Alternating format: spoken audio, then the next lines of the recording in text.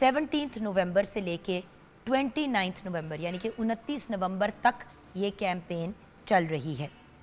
इस कैंपेन का मकसद तकरीबन 34 मिलियन बच्चों को वैक्सीन लगाना, ताकि मीज़ल्स के आउटब्रेक्स यानी खसरे के आउटब्रेक से रोक सकें और रूबेला से भी हिफाजत मिल सके।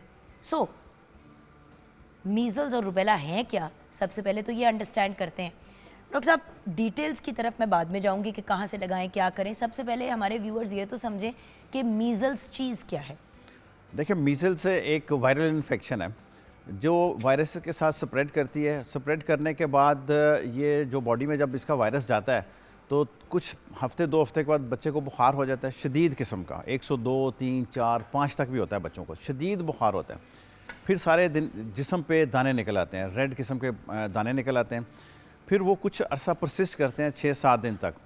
अगर तो वो बच्चा, उसकी इम्यूनिटी हो, वैक्सीनेशन हुई हो, फिर तो वो 6-7 दिनों में ख़त्म हो जाता है काम। लेकिन अगर किसी की ना हो तो फिर उसमें कॉम्प्लिकेशन में चला जाता है, लाइक नमूनियाज़ हो जाते हैं, गर्दन तोड़ बुखार हो जाता है, पेट ख़राब हो जाता है, कानों का प्रॉब्लम हो सकता है, आँखों का प्रॉब्लम हो सकता है, मल्टीपल इश्यूज़ हो सकते हैं। और डॉक्टर साहब, 5 साल से कम उम्र तो अपनी जगह, लेकिन अगर आपको 5 साल तक ना ये लगा हुआ हो, जैसे इम्यूनाइज ना किया हो, तो 14-15 साल की उम्र पे लड़कों को भी बड़ी मेजर प्रॉब्लम्स हो जाती हैं।